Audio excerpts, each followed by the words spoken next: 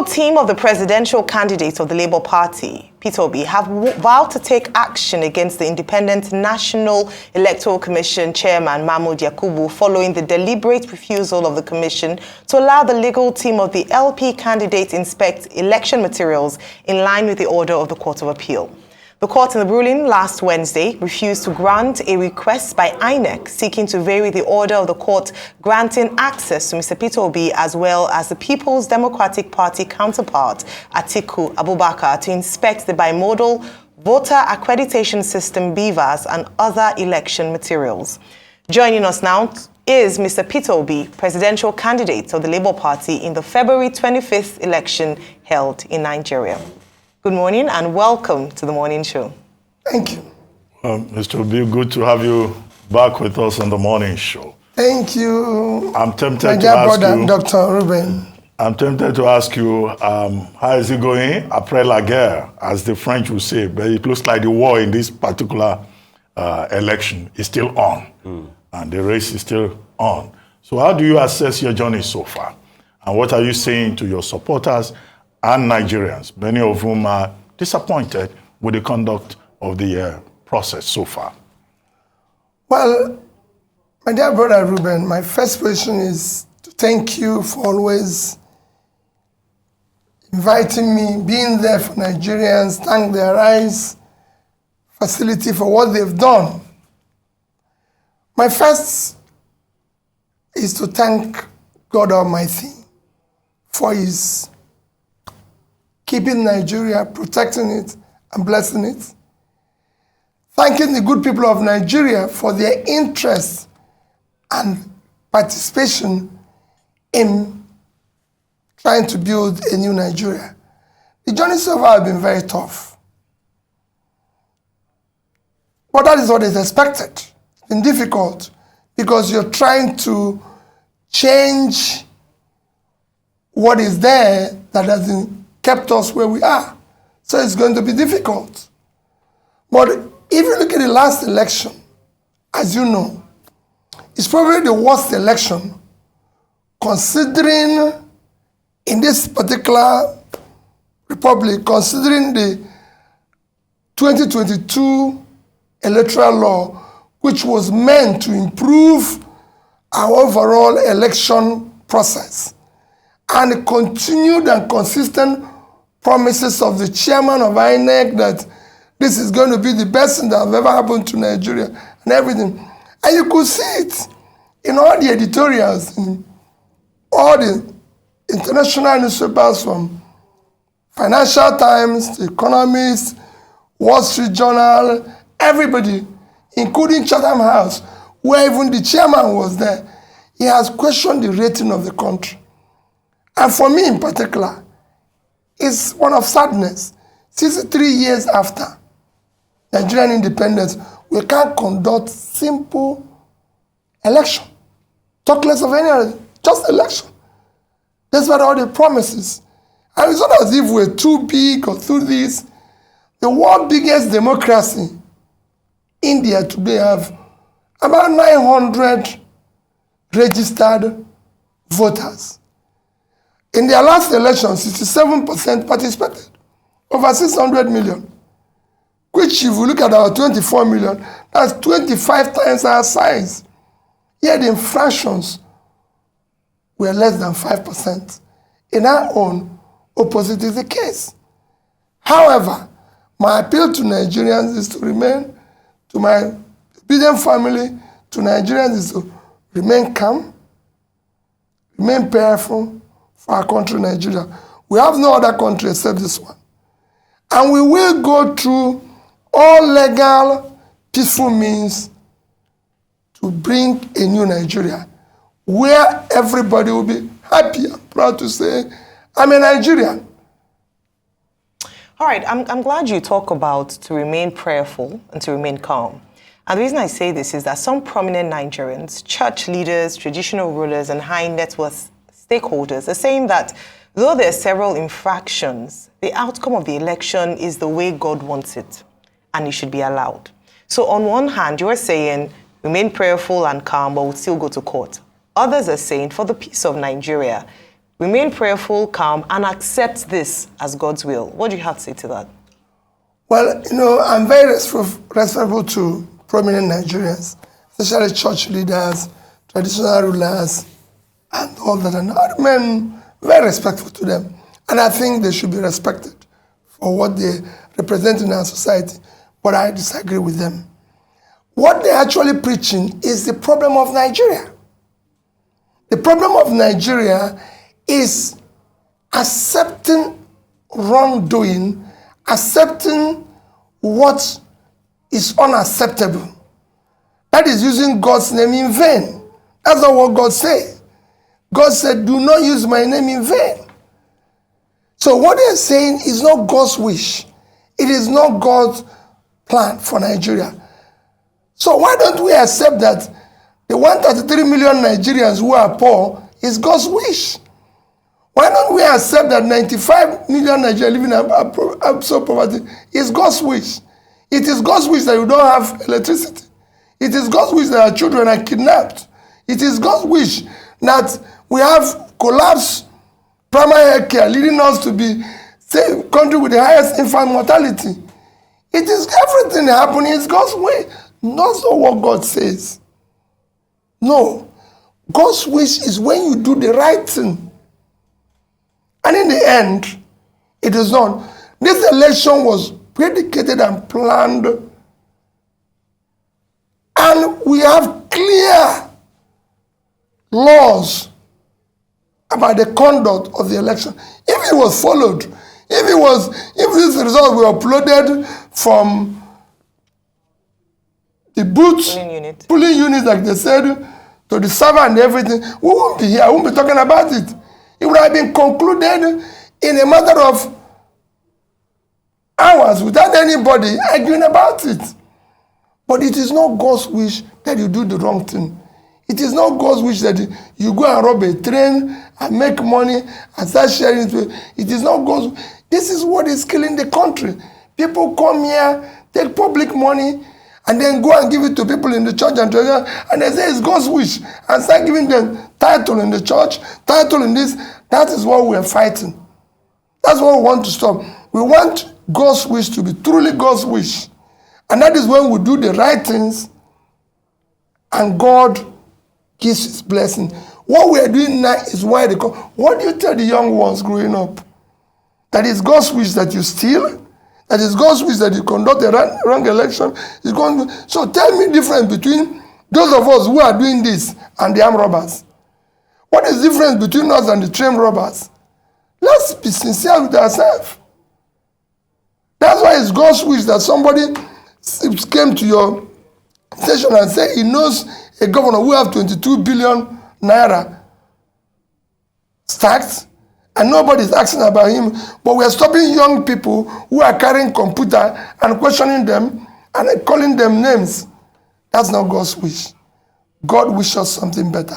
What I want is God to allow us to do the right things so we can start building a better country for our children. All right. So there are several, messaging and news going on around that INEC is not allowing your legal team to inspect the materials used, for the election. What's going to be your next action as regards this?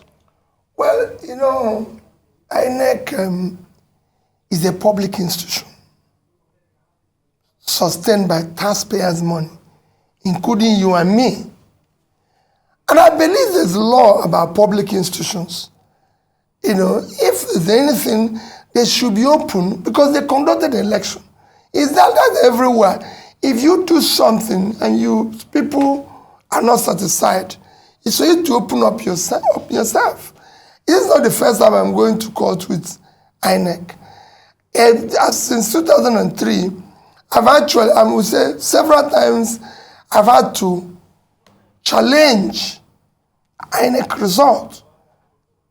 Remember that I'm the first governor in this country to come through the process of court by being in court for 3 years. Throughout the 3 years, I was in court with INEC giving me access to whatever materials they used to conduct the election. You've conducted the election, Rufai. You've announced or declared the winner. I'm only asking, can I have access to the documents and materials You used to arrive at that. I'm not asking you to change what you said. And remember, like I always say, people, I'm not challenging their declaration. Sorry, I'm not challenging who they declared. I'm not challenging whatever the outcome. I'm challenging the process which they arrived at their declaration. And unless we do that, we're not going to stop the rascality we witnessed in that election. The process through which people come into office is, for me, I said it everywhere, is far more fundamental than what they do thereafter. There's a process of doing things. There's a process of arriving at any destination. If, like I said in my press conference, if you're going to answer His Excellency, the process of coming to that position must be excellent. If you're going to be a bishop, there's a process of being a bishop. Dr. Ruben is a doctor. Why didn't you call me a doctor? Don't that look like a doctor? You called him a doctor because he went and read PhD. Rufai might be awarded a doctor by university. So he's a doctor. But you can't just go on the street and say you're a doctor when you're not. So there must be a process, because even if it's going to be awarded, you must have done something that merited you to be awarded that.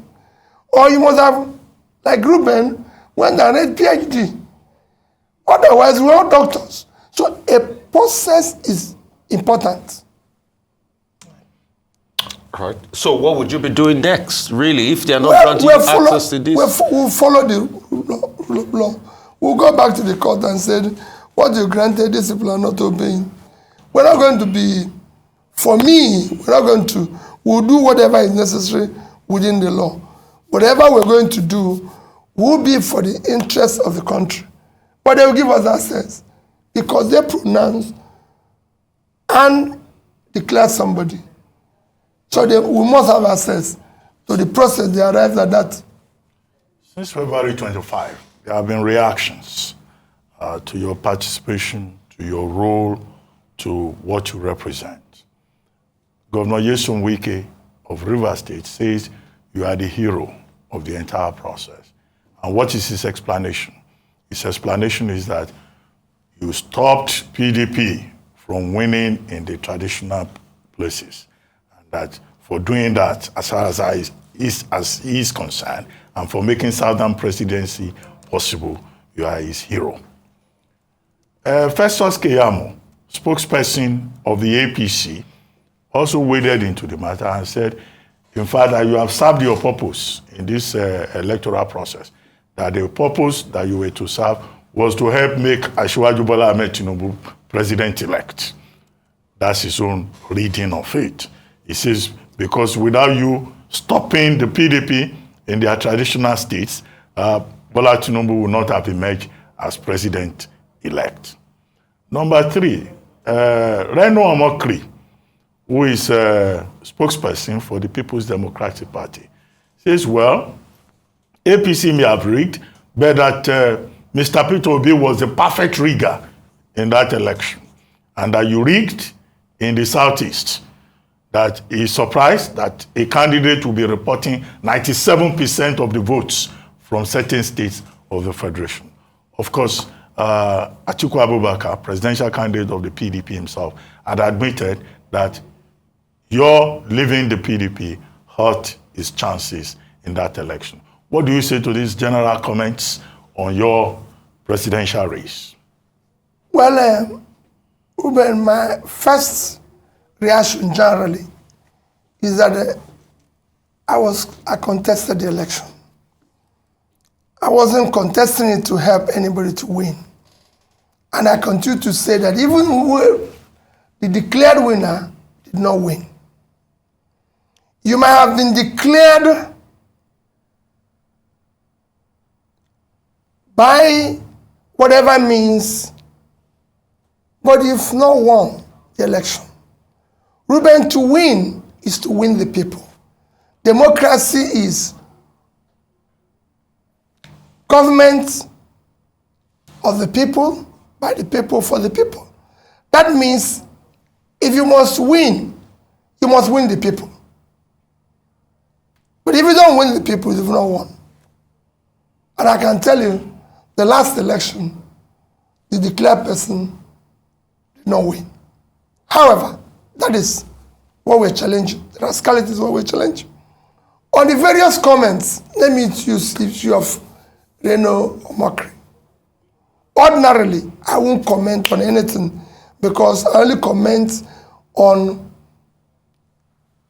or reply fellow presidential candidates, not their spokesperson, because they're not contesting. But since something that I have never participated or been part of was mentioned, I need to reply it. Ruben, I have never, and I will never, ask anybody to add one vote for me that doesn't rightfully belong to me. I've never paid anybody to rig election for me. Go all over Nigeria and ask anybody in INEC, the so-called EOs, resident commissioners, everybody, whether any of them have met Peter Obi saying do this. Go and ask police, army, anybody. Never. They are referees. It is their job to do their job. I've never. This show where I got 97% is in Anambra State. Reno Mokri forgot that in 2019, go and check the records, where PDP had the highest vote was in Anambra State. When in 2019, when I was vice presidential candidate to Atiku, our vote in Anambra State was 95 point something, almost 96%. That's where PDP got the highest vote, because I was on that ballot. And they know me. Ruben, I live in Onitsha. If you want to know whether I get 95% in Anambra State, come and go to Anambra State with me. I don't need police. When I come out, you see the reaction of the people. In fact, I'm actually surprised I didn't get 100%. I'm telling you, because I don't know who will be voting against me in Anambra State. In the Southeast, it's a similar situation.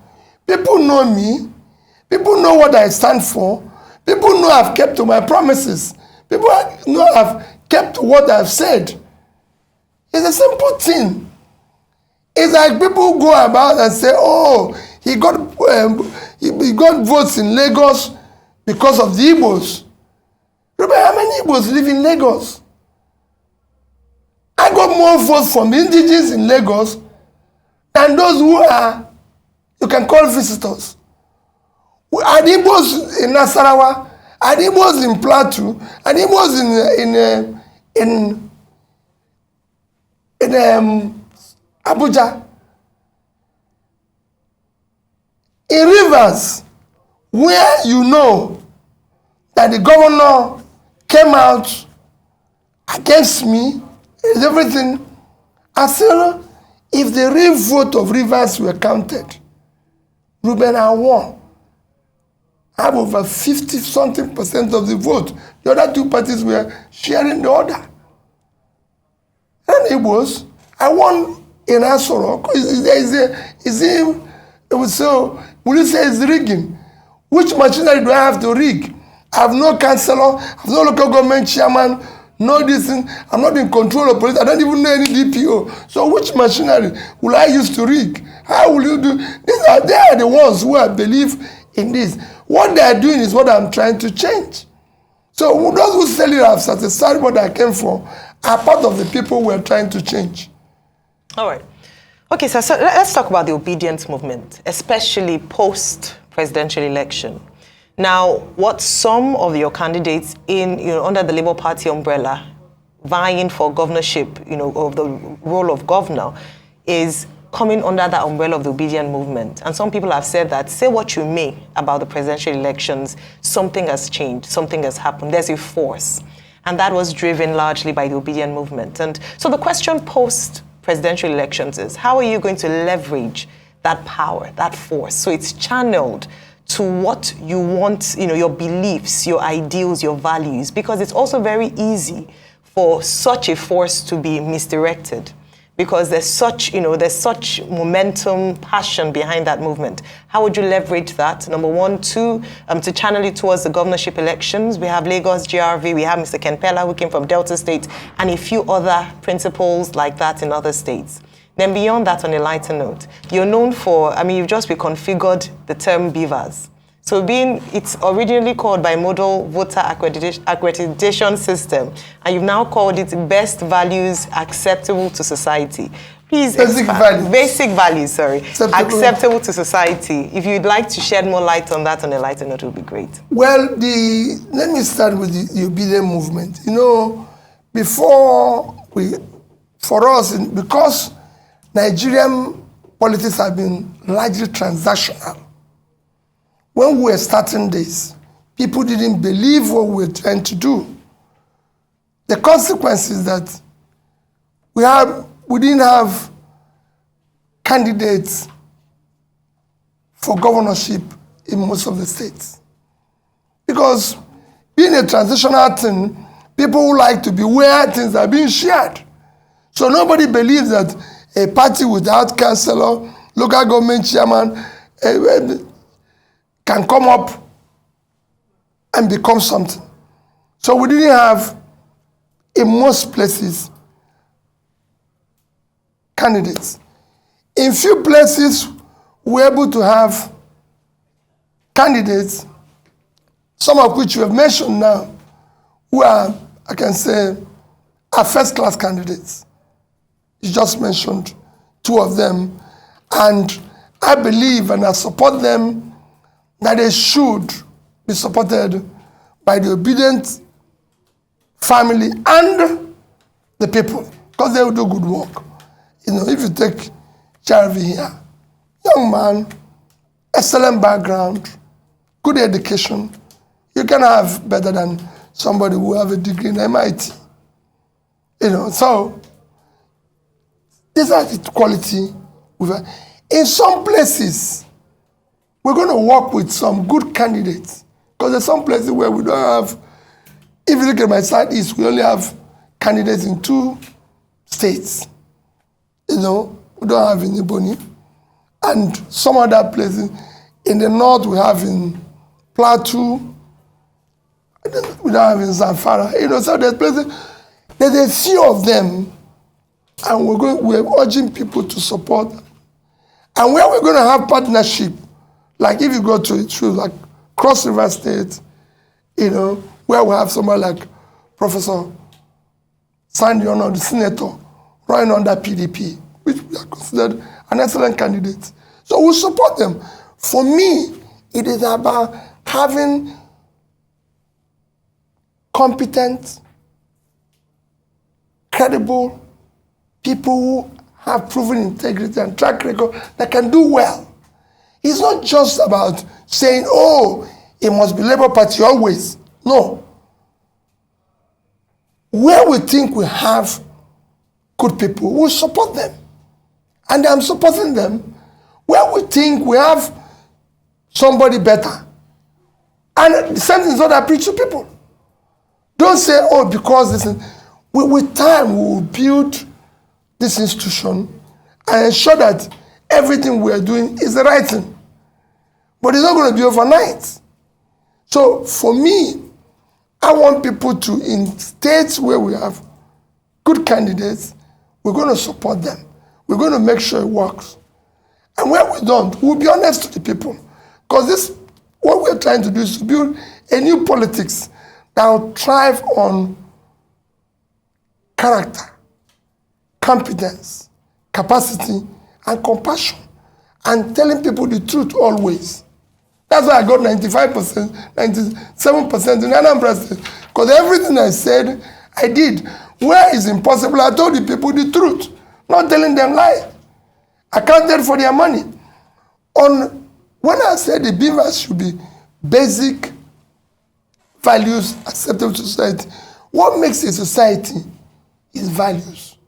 The values they accept, the values they tolerate, just like you said now that priests and bishops or this said it's God's wish. How could God wish that people are poor? So how could God wish that Nigeria is in darkness? Okay. No, it is not God's wish. Okay. Real quickly, I'd like to ask you this. Has presidential candidate of the APC, Bola Ahmed Tinubu, has he called you? Because he says he's been reaching out. Has he reached out to you? Have you spoken? That's number one. Number two will be, what would you say about now the ethnic strife that has resulted in just the governorship contest in Lagos? They are now pitching the Igbos against the Yorubas. And secondly, what would you say about people that are saying some people are too young to be governors in Lagos because they're just 40 years of age? Well, thank you, Rufai. First, that I've always said that the APC presidential candidate is an elder brother. I can even call him a father. And I have all respect for him and everything. I've not been opportune to speak with him. I don't have any issue with him. I respect him, and I'll continue to do so. I'm only challenging the process in which he was declared winner. Because that process is wrong. And that process must be corrected. I believe that the things must be done rightly. We must follow the law, rule of law. We must have a society where things are done in a decent, organized manner. Especially as we're trying to build this new nation that will be exemplary and the world will take us serious and respect us. Number two is that what you see as ethnic strife is just people trying to hide under what does not exist to cause confusion. There's no such. The vote that got in Lagos, I said it earlier without knowing you were going to ask it, got across everybody in Lagos from the, call it Yorubas, Igbos, Hausas, Jijons, any of the tribes that reside in Lagos voted for me. I can tell you that I have a lot of people who I know have truly Yoruba, who are actually supporting me 24 hours. And it shouldn't be. In 2003, Obasanjo got over 90% of the votes in the entire Southeast. That's why the fact that our own revered leader, Ojukwu, was contesting. Nobody shouted at anybody. Nobody said, I won't do business with the Yorubas or with the Northerners or with anybody. He failed in Yoruba land. But we gave him more votes in the Southeast, even when our own revered leader was contesting. Nobody quarreled with it. We have Yoruba people who live in the East. Don't think that it's only here. I can tell you in Onitsha, where I live, two prominent people that I deal with are completely from the Southwest. And they were there. Nobody had asked them. There were people doing their business who have democratic right to vote whoever they want. And I can go back to history. In 2011, we voted for Jonathan. He got more votes in the Southeast than he got in South-South.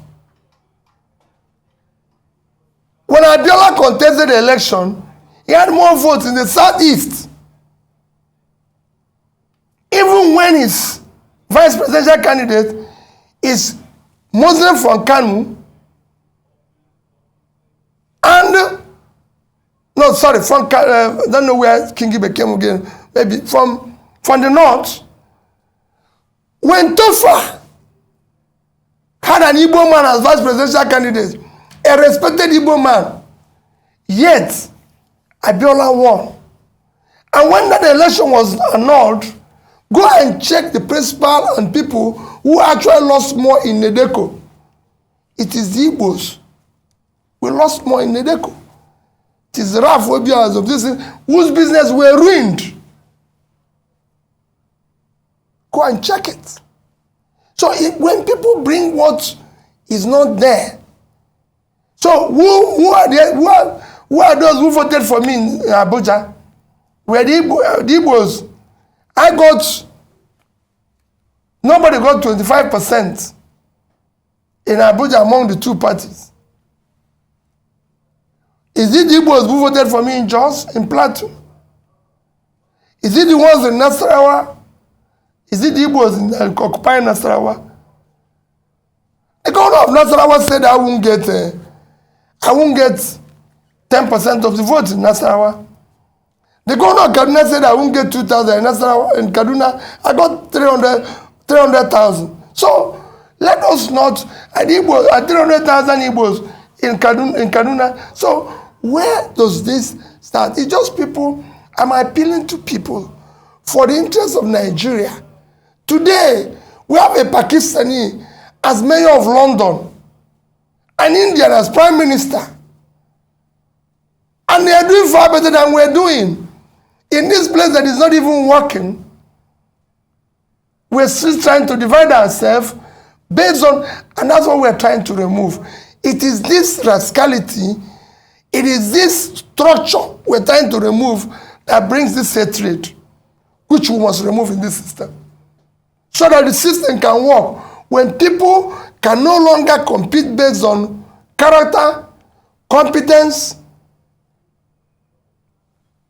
compassion and capacity, they resort to ethnic, religious, and be shouting, oh, Peter campaign on religion, oh, Peter campaign on, but they are the ones doing it. I've never in any way told anybody in any church, in any gathering, vote for me based on this. I've said it, do not vote for Peter to be based because of this part that is from the southeast. People voted for me on issue of somebody being young and modern. It's laughable. It's actually, we should actually stop people from being old and contest. If I have my way, if we can retire our bishops at 70, retire our professors at 70, Supreme Court at 70, it's time we put age for this our politics so that people can also retire. Because there's a reason why we say at 70, 75, people should go and rest. So let us, is these people that are saying it that are bringing confusion? Age of 40 is age where people are becoming or became president in America, the world's biggest economy, 25 trillion. And you're just 400 billion.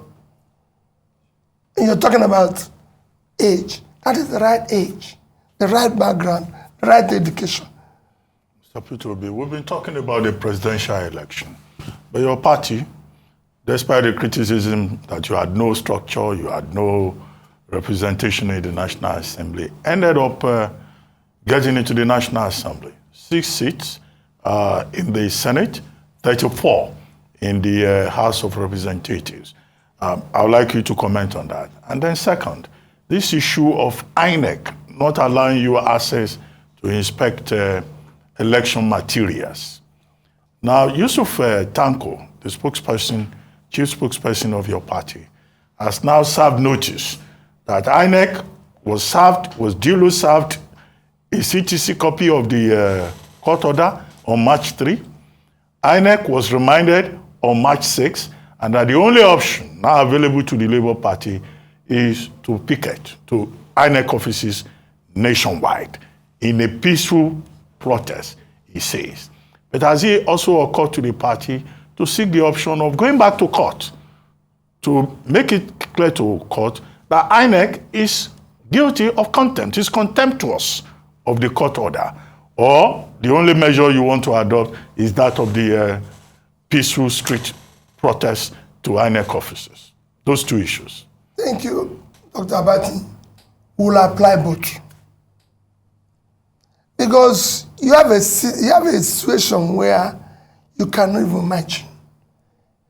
INEC is an institution backed by law. The court have given an order, a ruling. They are not obeying it. Where do we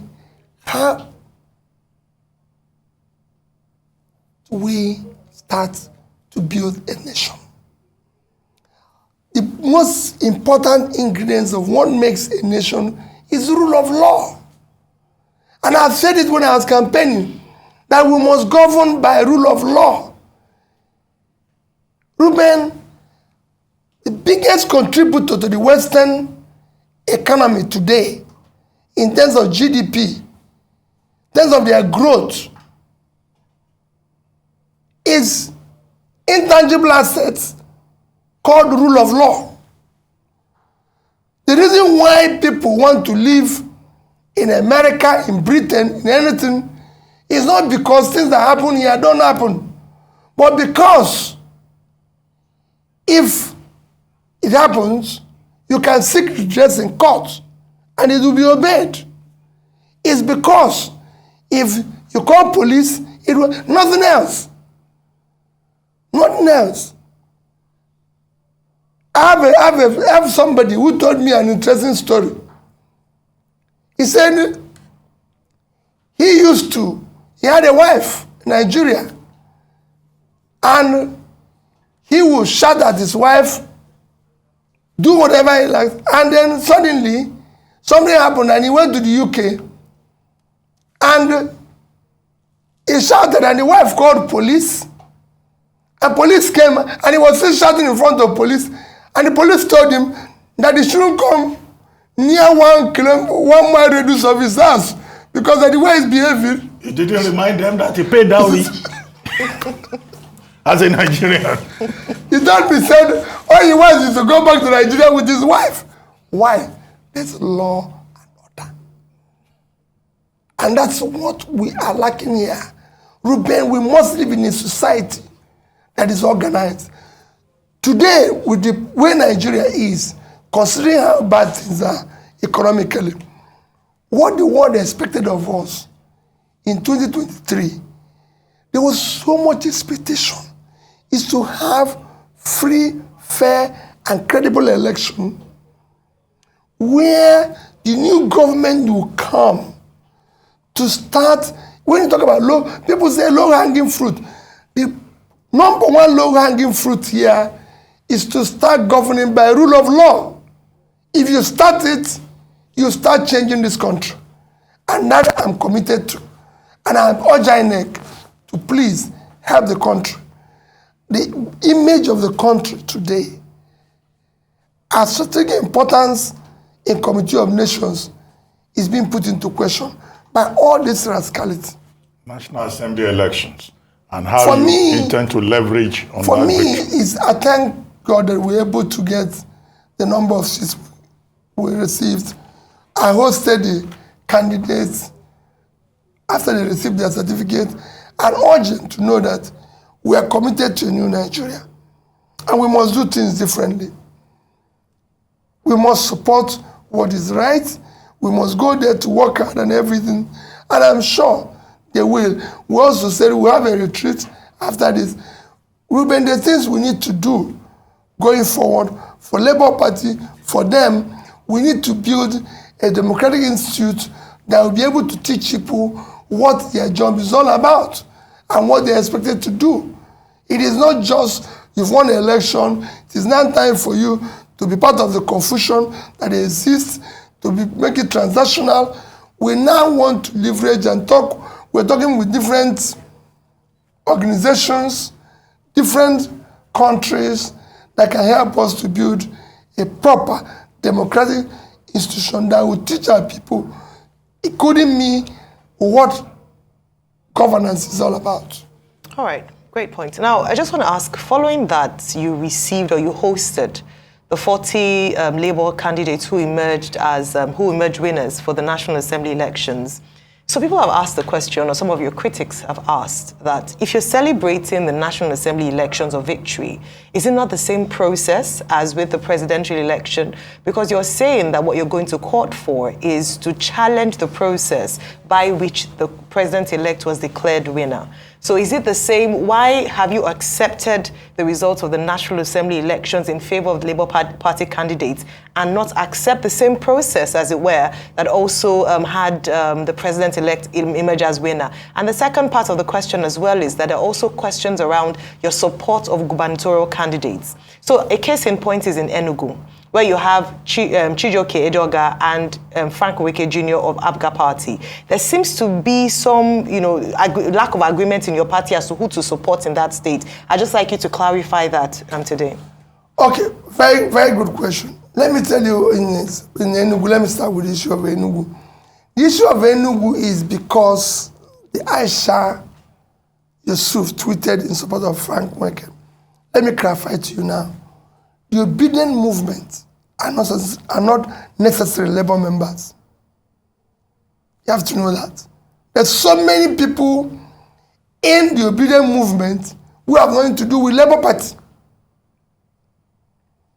There's so many groups within that. There's so many people. Someone like Aisha Yusuf is not a member of Labour Party. And it says so. And however, we even have what we call the big tent, which is where everybody is gathered. I have people who are supporting me today as a presidential candidate who have nothing to do with Labour Party. People like Atedo Peter Side, for example, and I have many people of that said they believe that I can do this job, and I'm sure there's so many of them in Arise who are not members of Labour Party, but they believe in what I'm doing. So they have right to also choose who they want to support. Based on what I said, it's a choice.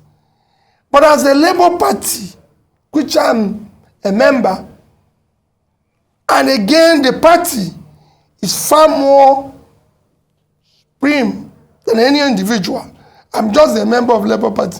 Labour Party have chosen through this process that is verifiable and straightforward, Chijioke Edoga is our candidate. And that I stand with, because I'm a member of Labour Party. The obedient members of the obedient family have their own choices. I can't question them. So that's the difference. So let's do. And then on the second question you asked about issue of whether National Assembly, they're not. Remember, INEC said House of Representative was going from through to the server, House Rep was going through, but it's only presidential. So, by that, they have defined a process. They have accepted a process. Go and read their law. In the other two, they followed that process. In this one, something happened. They gave an excuse. We shouldn't be there. Because they know what they're doing. Okay. So let's come to Lagos. What's your support like for the Labour Party governorship candidate in Lagos? And also, there's been a dichotomy.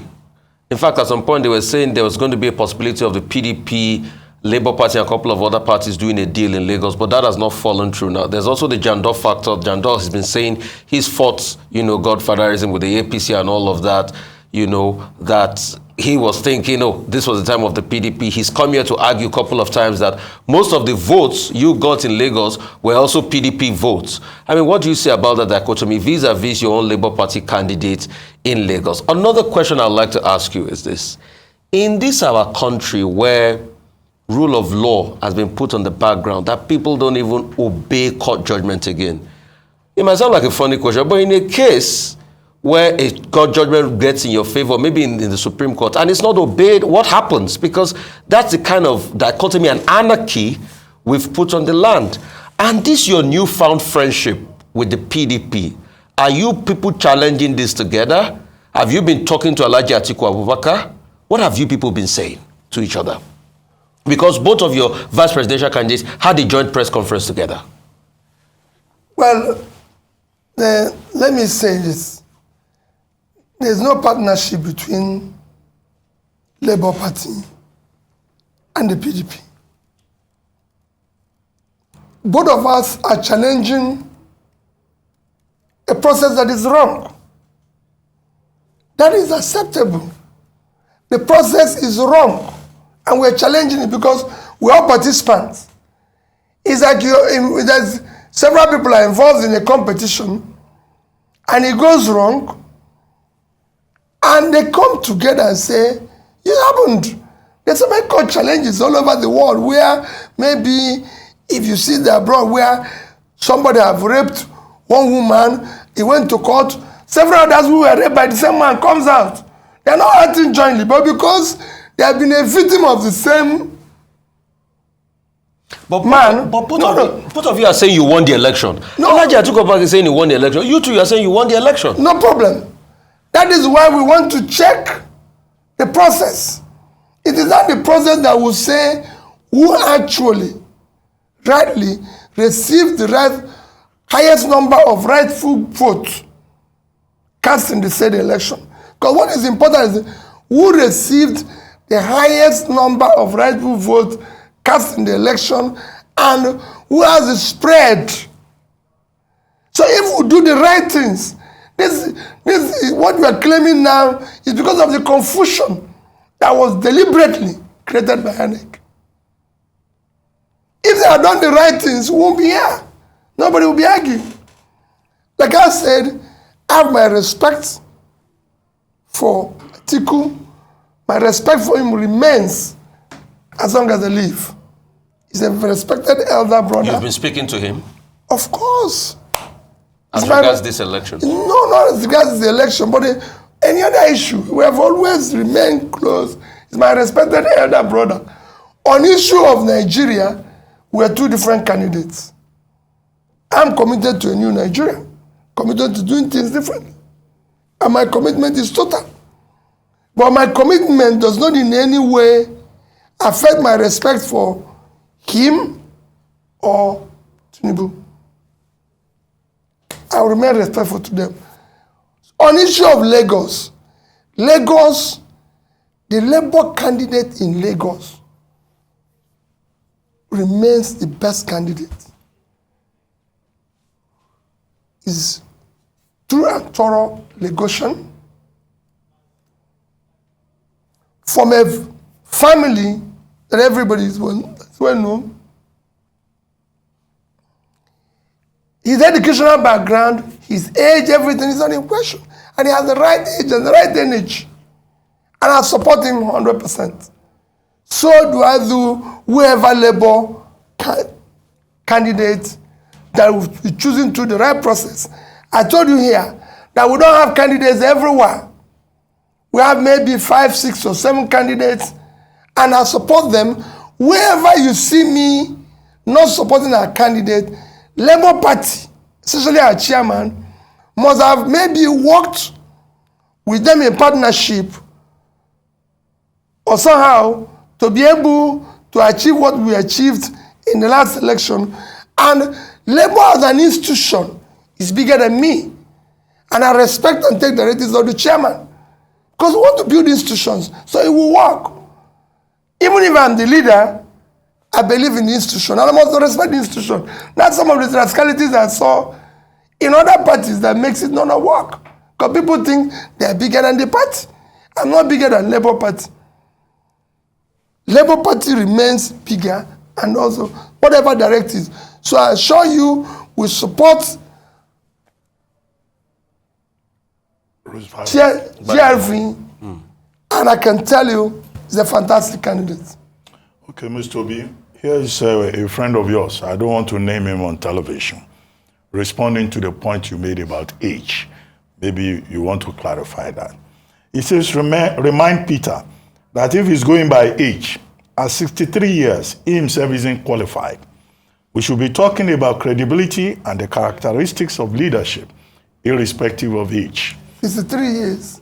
Who is 63? That's what he's saying about you. I'm just reading what he sent to me. He said, it's not about age. The task of nation building is a mutual responsibility between the young and the old. The old contributing experience and maturity, and the young collaborating with audacity and diversity. In the USA, that he quotes, the use of age as a criterion for any job is considered discriminatory, just like religious and gender discrimination. So Peter Obi is out of place using age against his co-contestants. That's what this person said. Remember when I quoted age, I wasn't talking about myself. Remember? Yes, I didn't say so. They asked me that somebody said 40 years is too young for Lagos State. Yeah. That was when I said that people who are talking about age, that is them that are above 75 should actually retire. But let's not compare age in the US and here. Please. Ruben, in the US, life expectancy is 72.5 years. In Nigeria, life expectancy is 54. So at 70, you've actually passed 16 years. Your life expectancy. You already an expired product. Yes, we should have gone. So, and some of these people who are saying this have contributed why people are dying, where we have high infant mortality. So let's not compare the two. It's not the same society. Life expectancy, somebody who is 8 in America is different from somebody who is 80 here. So you cannot compare the two of them. I'm not going to go into life expectancy, but I assure you, and two, I'm not 63 years old, Ruben, as maybe right, maybe wrong. My affidavit letter, which I still carry around, my mother gave me since 1970, is that I was born in July 19th, 1961. On what market day was it? So if anything is wrong, For the benefit of the man asking the question. if anything is wrong, I hold my mother responsible.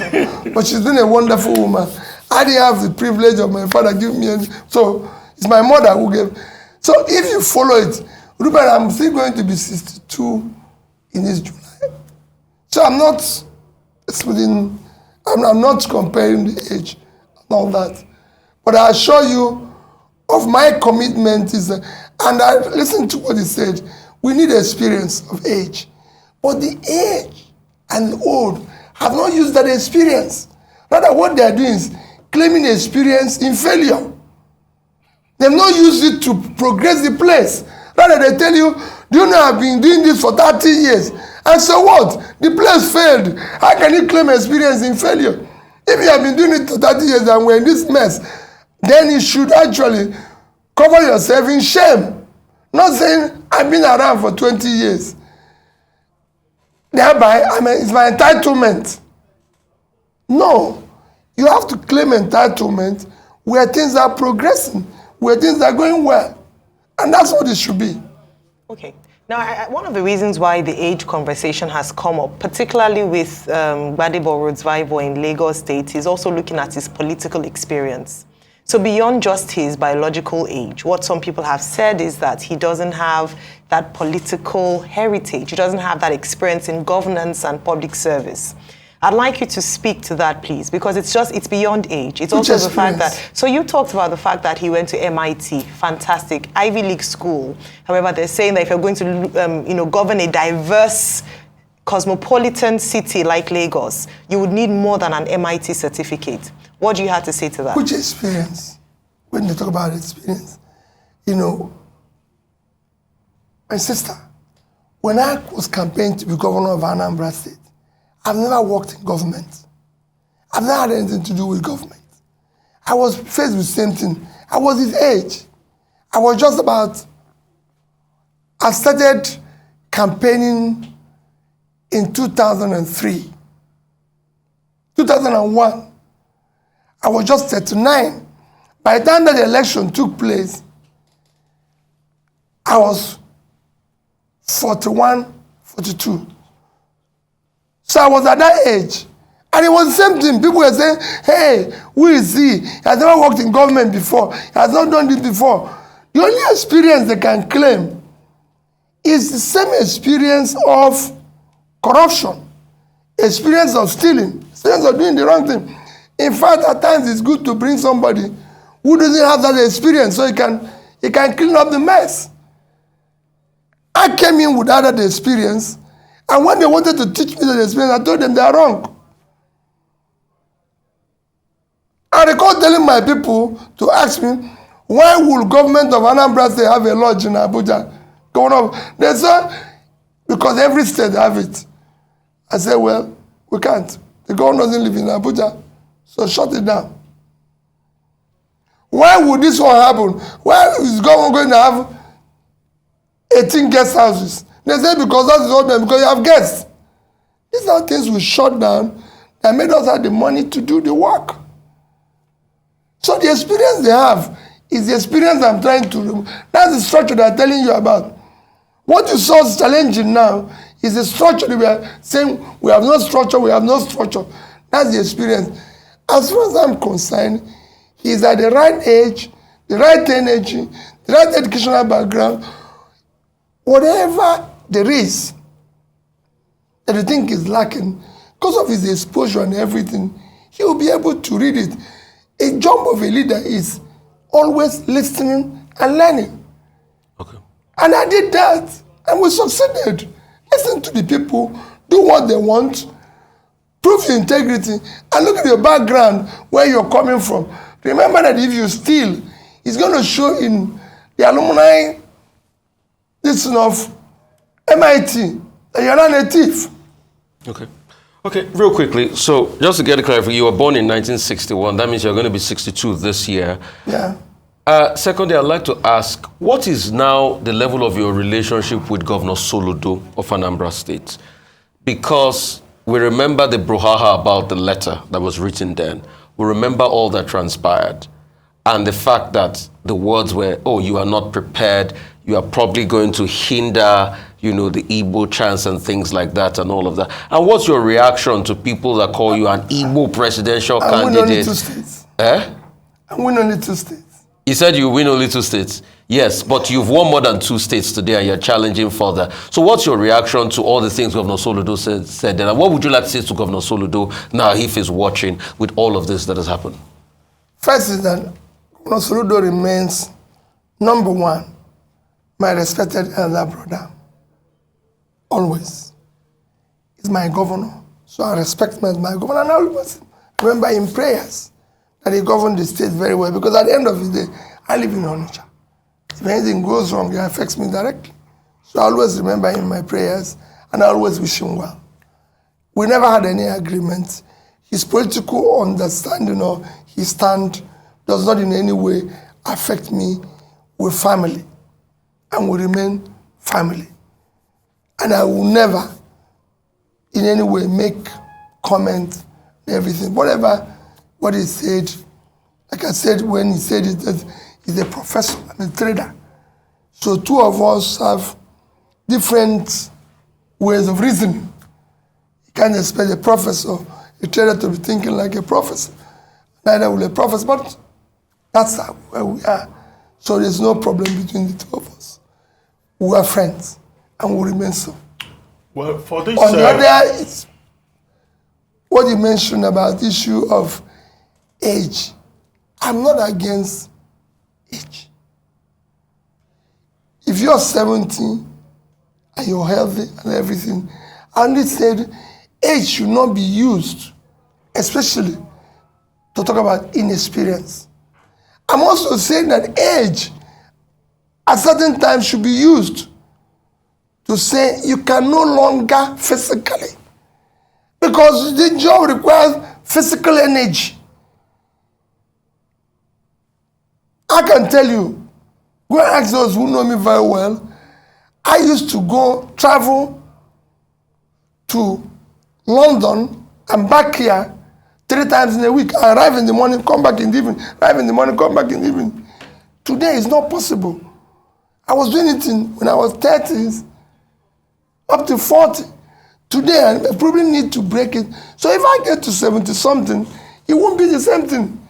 If there's anybody who can move anywhere, I went to not just 36 states when I was campaigning, I went to over 100 places. If I go to your state, which state are you? Ogun State. Thank you. Go. I'm the only person who went beyond one. Listen, if I go to Ogun, I'll visit another place. If I went to Oyo, I went to Ogbomosho. I went to Oyo State. I went to Adamawa. I was in Numan. I was in Mubi. I was in Meduguri. I was in Biu. I went to Edo. I was in Auchi, Uromi, and this. It was possible. The other candidates can do the same thing. They can knock themselves. It has to do with physical energy. Well, and it's important. We have to begin to wrap up now. Thank There's you. just one more thing for you to respond to. There's something circulating on social media over the weekend that you were a member of the Association for Better Nigeria that supported the annulment of the June 12, 1993 presidential election. And they've been passing it. In fact, if you circulate it, it will say forwarded many times. So were you with Aton Zerebe, who led that movement at that time? In 1993, Ruben, I lived in England. I had nothing to do with politics. I've never even, in 1993, my business was between here and the UK. I was living in England with my family.